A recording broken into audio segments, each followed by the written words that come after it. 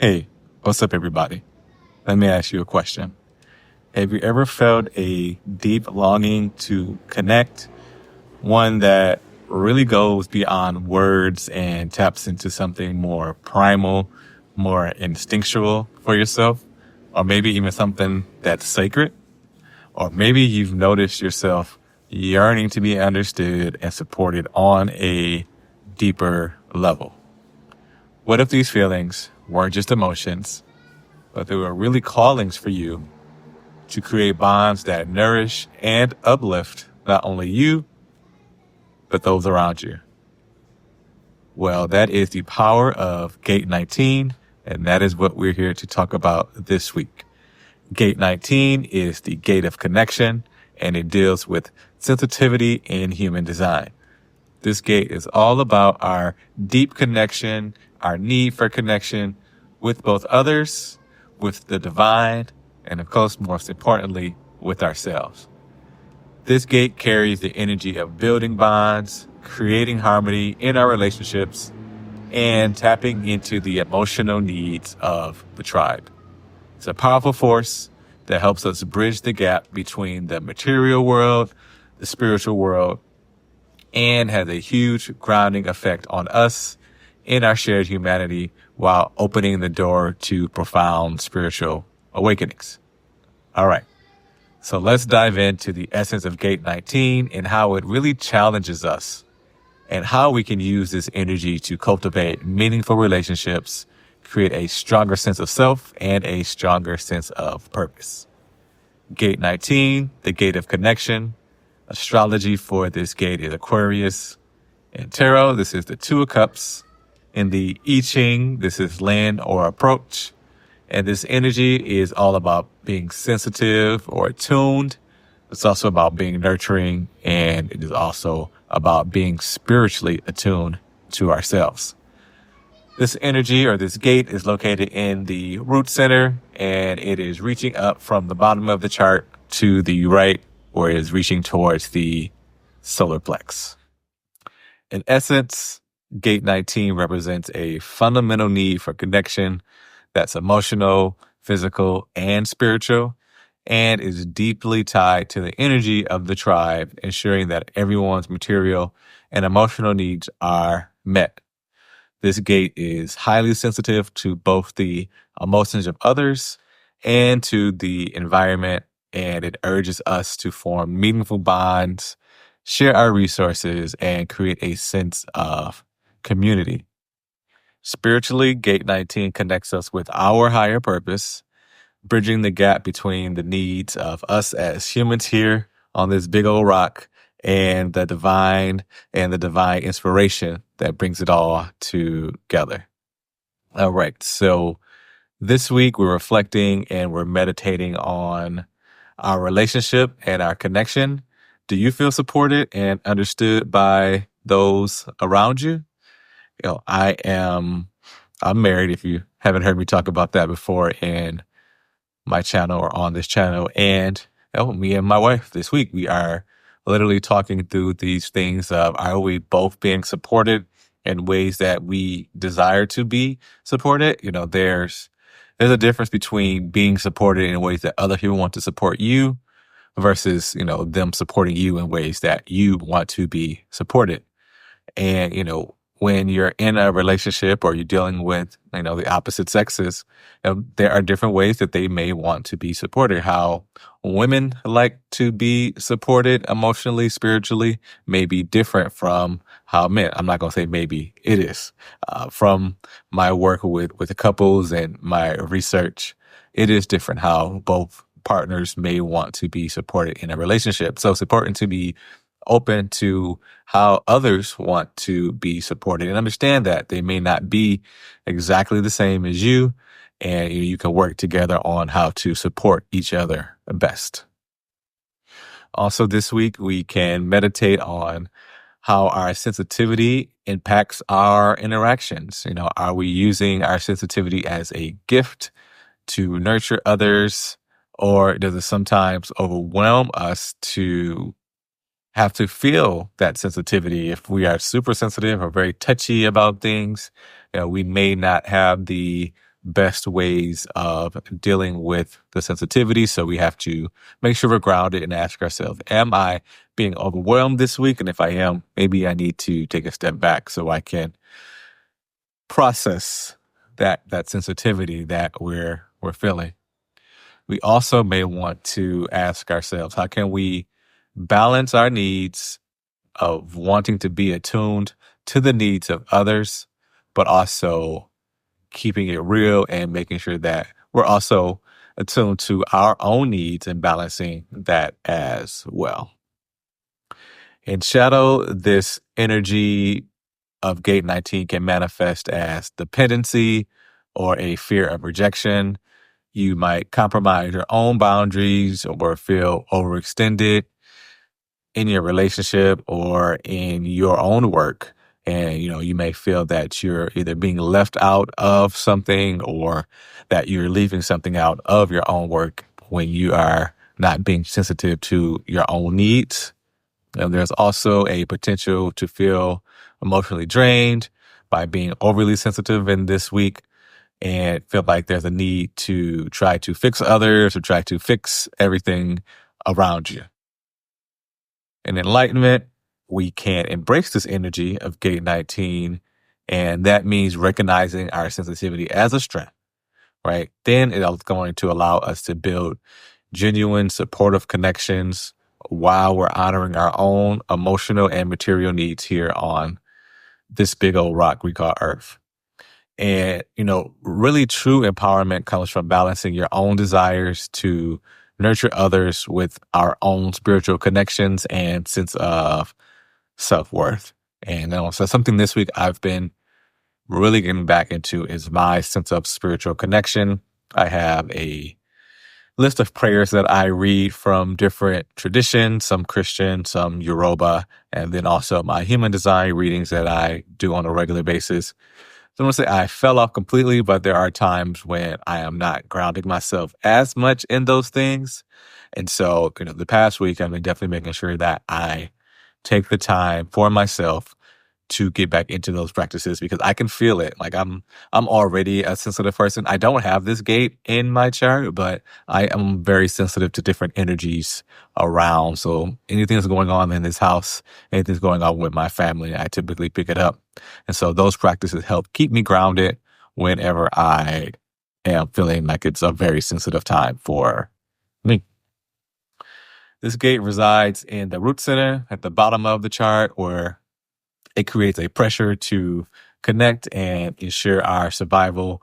It reaches up to the solar plex on the right side of your chart, and the solar plex highlights our emotional dynamics in our relationships.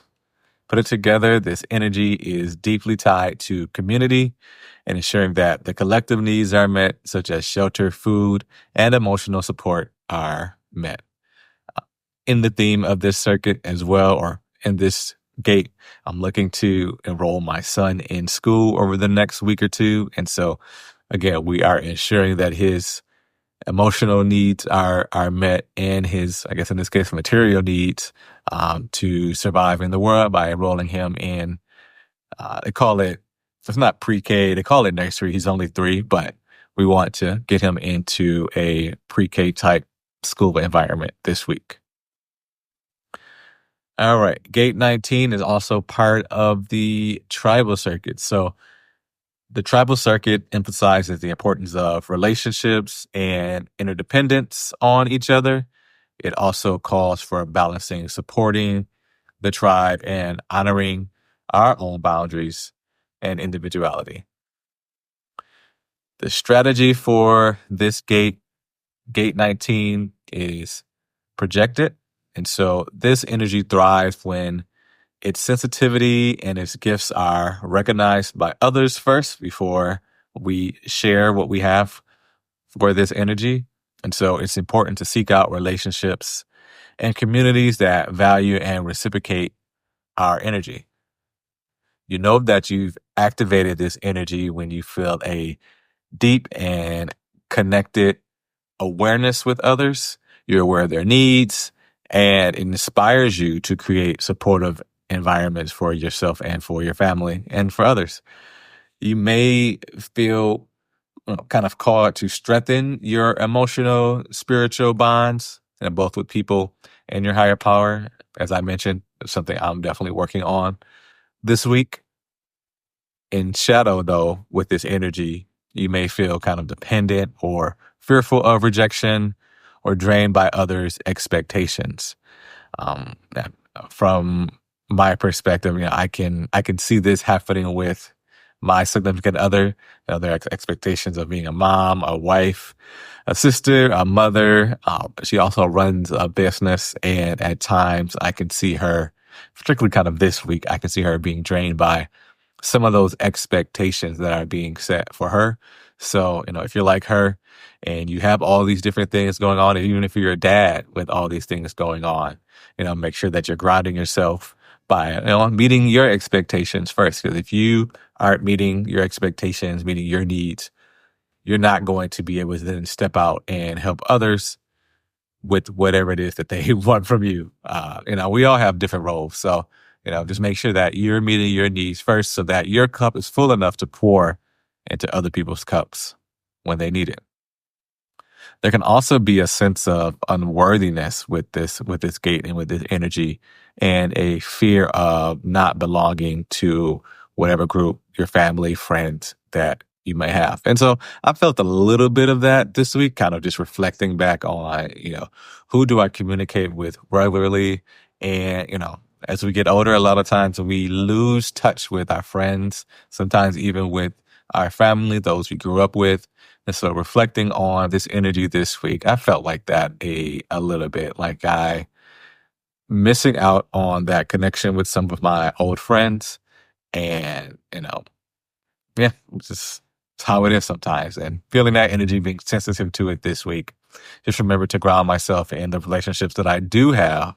And, in that time in my life right now, it's my relationship with my family. Things we need to transmute this week. One is to move away from seeking validation or overcompensating to gain acceptance. We have to release the fears of rejection, release the fear of scarcity, that there's not enough, and just remember that we are enough. And also this week, we can work on strengthening our embrace of our sensitivity, embracing our gifts, and embracing and strengthening our ability to set boundaries while being authentic and supporting our connections. I think that the boundaries is a big piece that a lot of times we tend to forget that, we have to set boundaries to protect our energy, particularly if you have this gate, you're very sensitive. Right? Let me mention I'm sensitive, but if you have this gate, you may be even more than that. So you need boundaries. You got to protect yourself. You got to make sure that others aren't leeching or stealing or misusing your energy. And you have to ensure that your energy is there for you when you need it. And then if you have extra, you can give to others. To activate this energy this week, we want to practice emotional awareness. We want to tune into our emotions and identify where the energy is being pulled, who's pulling the energy, are there certain tasks that are draining your energy. And we can ask ourselves if the connection feel balanced, or is it more on one side or the other? Are you being drained, or maybe you are actually the one doing the draining this week? And so strengthen your spiritual connection as well. And to do that, you want to engage in practices like meditation, prayer. You have other rituals that you do to deepen your relationship with yourself. Make sure you're doing those this week, and also make sure that if you have practices that help you deepen your relationship with the divine, with the unknown, you're also continuing to do and build and strengthen those practices this week. And we can also work on building community this week, reaching out to others who share your values, focusing on creating relationships where there is mutual support and with people that you trust and that you can thrive with. Other ways of support that we may want to think about this week, is spending time in nature to ground your sensitivity. I'm recording this today on a Wednesday. I'm supposed to have Water Wednesday and go to the beach. I didn't quite make it today, but tomorrow or later this week, I'm going to make sure that I make my way to the beach, because for me, being by the water, being near the ocean, particularly where I live here, there's just something that it speaks to me when I'm there. I hear more, I'm more observant, and my spiritual guides tend to connect with me a lot more when I'm at the water. They tend to just whisper in my ear. It's really interesting. And so for me, making sure that I do that is important. I haven't done it in a few weeks. I am making sure that I get back on that practice very soon. Also, we want to observe our interconnectedness and our what draws inspiration for us, really. Like, what's inspiring us these days, and how can we connect more with that ecosystem of our community, of our neighborhood, of our family, and learn to thrive with it all while making sure that we are staying balanced. We may also want to explore our practices of journaling or of therapy to process our feelings, particularly the feelings of rejection or dependency, because those have a tendency to claim our inner strength, to zap us. And so if we work on those doorways, we can then reclaim your inner strength. All right. So gate 19, the gate of connection, teaches us the importance of connection, not only to others, but to ourselves and to the divine. By embracing our sensitivity, we can create relationships that are balanced, nurturing, and aligned with our higher purpose. This gate invites us to honor our needs while also uplifting others, creating a ripple effect of harmony and support. When we step into the enlightened state of Gate 19, we become a bridge between the material world and the spiritual worlds, helping others feel seen, loved, and connected. That's it for Gate 19. Peace.